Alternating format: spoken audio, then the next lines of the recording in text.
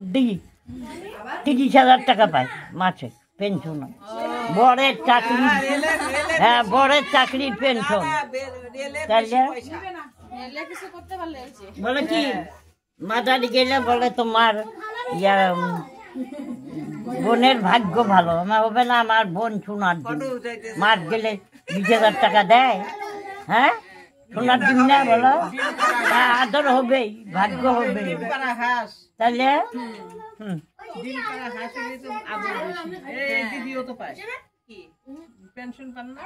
স্কুলে চাকরিতে ঢুকছে না, 15,000 টাকা করে পায়। আচ্ছা তো বাড়বে, 15,000, 13,000, 14,000 পায় যারা স্কুলে যে করে প্রথম তারপরে আস্তে আস্তে